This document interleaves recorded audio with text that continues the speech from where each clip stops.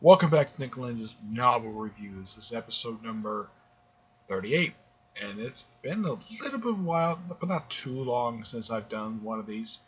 Um, this one is not going to be a Star Trek or Star Wars novel. This is a type of a novel and particular writer I've never actually reviewed before, ever.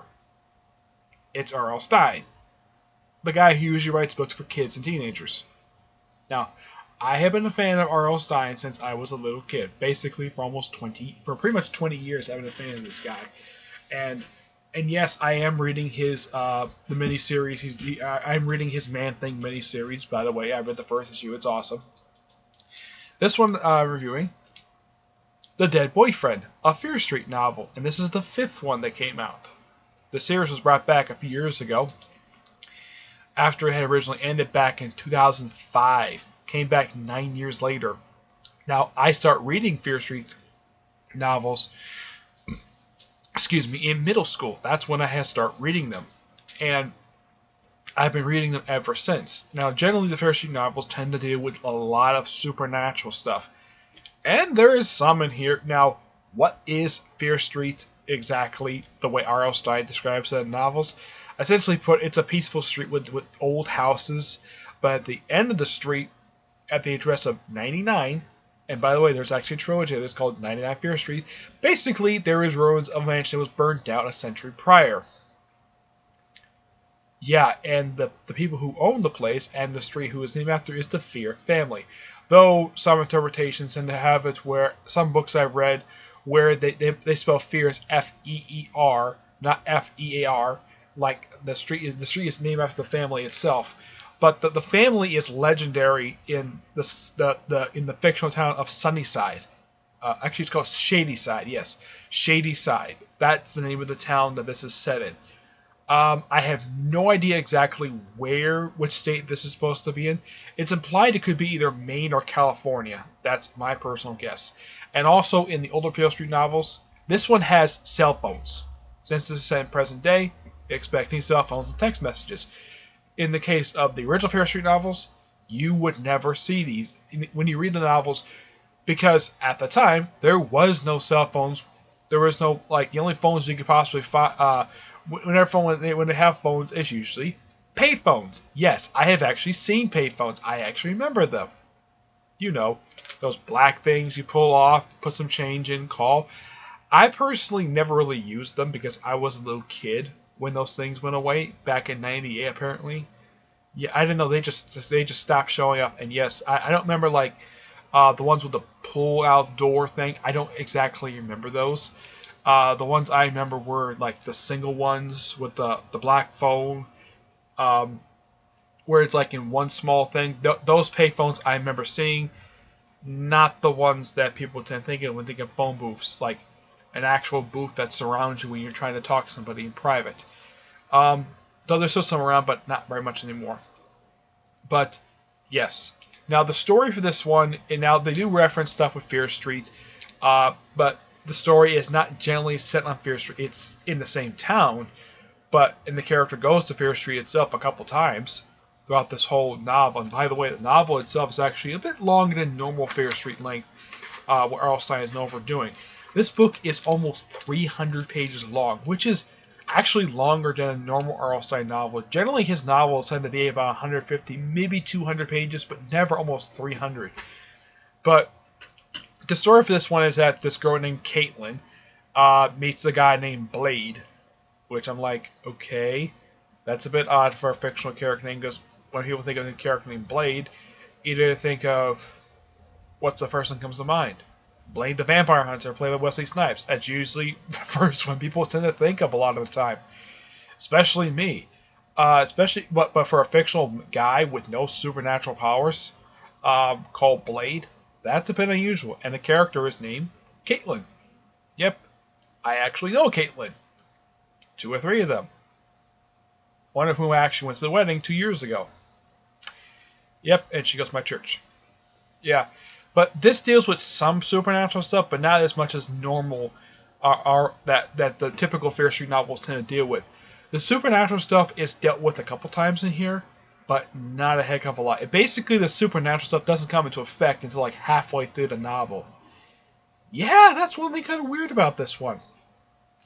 Now, the story with the whole thing behind why the fear is so famous in why they're so legendary and somewhat feared is because they were known for using supernatural stuff. Basically, they were known using witchcraft.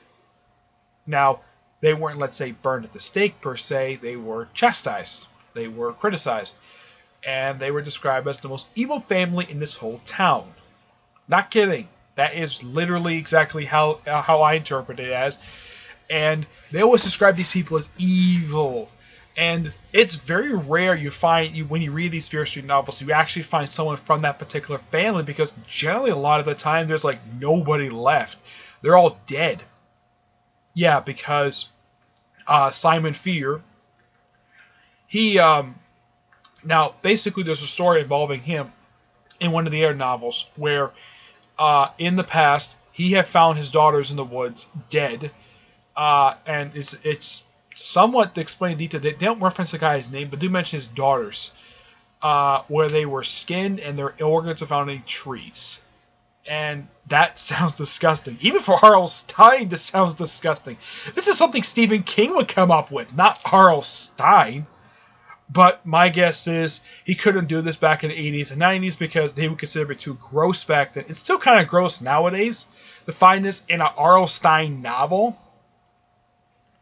But the creepy stuff basically is typically there when it comes to R.L. Stine, and he always does supernatural stuff. You can kind of think of him as Stephen King for children and teenagers. That's essentially how you would put R.L. Stine, because he writes similar type of stories that Stephen King himself would come up with, but very much toned down in the violence. There's very little violence actually in this novel. The only violence that's actually, well, shown in here is the main character stabbing a boyfriend. Yeah, she stabs him in a fit of rage, though apparently it's because she was being controlled, which I'm like, that sounds a bit cop-outish, but okay. Yeah, and the reason why, because she sees him with another woman. So she gets jealous, follows him outside a nightclub, and this club called Fire Saturday Night, and stabs him in an alley. And he's left in the pool of his own blood. And then shows funeral. Apparently he wakes up. And it turns out the woman, a girl that she knows, a friend of hers, who not a lot of people see, her name is Dina Fear, and she apparently tries to bring him back. Apparently she's the only person left alive in the family. Apparently she also killed her parents and stuffed them and put them in display cases. Not kidding. That's what she did. She literally says in here, yeah, she killed her parents and had them stuffed. Yeah, she basically did them taxidermy style. You know how basically people tend to think when people see like stuffed animals, you know, like a moose's head or a deer's head. Yeah, she did that to her dead parents. Not kidding. She actually says that in here. She doesn't go into detail what she did, which I'm very happy R.L. Stine did not do that, because that would have been much more gross than referencing what happened to the Fear girls back in the 19th century. Yeah, that would have been a lot more grosser.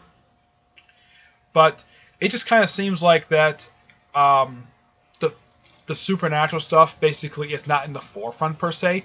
It's like this character does know about the Fear family. She talks about it in her head, and she actually drives to Fear Street, because normally these books are usually set on Fear. This one is set nowhere near Fear Street, and she just drives there and just wanders down, and she finds the mansion. Apparently no one has bothered to basically tear down the ruins of this mansion and build a new house in its place. There's one trilogy of novels where, how should I put this, where they try to film a movie there, and all the cast and crew got pretty much, most of them by the end of the trilogy got killed off. Generally, R.L. Stine does try to explain the origins of Fear Street. He does it pretty well, but he doesn't. Now, the thing with these books, a lot like his Goosebumps books and a lot of his other books, they're just anthology stories. They're just a one-shot story.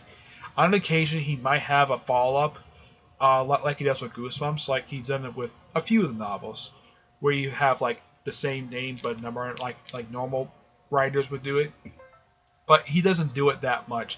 A lot of these stories are very standalone-ish. And here's something really weird. Apparently, I read somewhere, I read on Wikipedia, apparently they're looking to adapt the Fear Street novels into movies. which I'm kind of like, no, that would not work. There's a bunch of material there, like the Walking Dead series, that could just easily make this into a TV show. How long of a TV show? Who knows? But it can probably make a good hour-long piece of television. Depends on which story they do. And generally, each book tends to be about, well, the way how long the original books encompass. They can encompass basically maybe a 30-minute episode. It could be like the Twilight Zone, where R.L. Stine himself could just simply host it like he did with The Haunting Hour. And, of course, The Nightmare Room. Two shows I never watched, though. But I've always been interested in more stuff with R.L. Stine. But this is typical R.L. Stine book. Also, the character who dies, Blade, gets resurrected as sort of like a zombie, and he gets his mouth sewn shut. Though eventually he gets his stitching moves somehow, and he basically spends the second half of the novel just after he gets brought back, stalking the main character, until eventually he's taken out. And then she goes home and finds out her parents basically reading her diary, and apparently the whole book is just, yeah, basically R.L. Stine had a cop-out ending. And I know I'm kind of spoiling this, but apparently the whole book is just a story that the parents read in the diary. The whole book. And it was turned into a bestseller called The Dead Boyfriend. And apparently, well, the book kind of ends with apparently jumps ahead 1 year later, and she apparently is having a book signing. Okay, so this whole story was a story within a story. I have never actually read this in novels, but I've heard this is actually an occasional thing writers might do. TV shows know been doing this.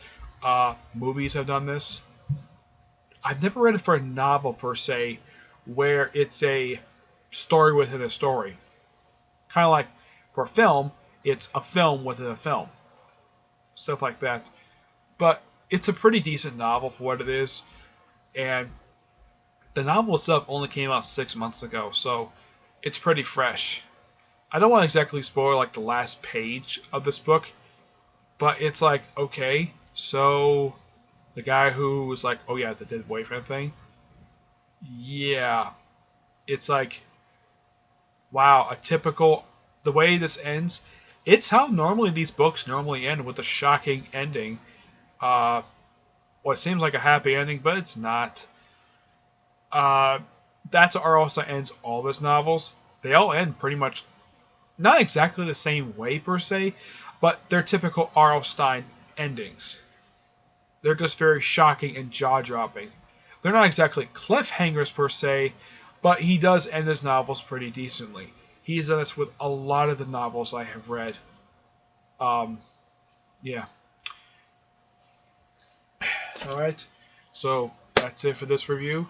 Stay tuned for episode 39, and it might be a Star Trek book, but I figured though I'd just try something a bit different for this particular review. The first set of novel series I've ever read by R.L. Stine was Goosebumps.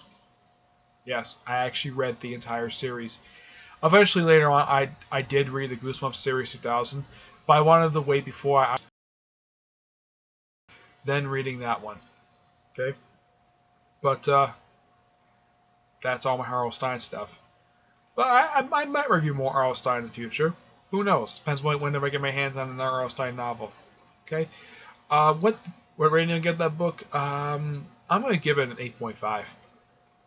Yeah, it's still a good book. The only reason I take up a half point simply because the ending is a cop-out. Yep. So, I'll see you all in the next review. Bye.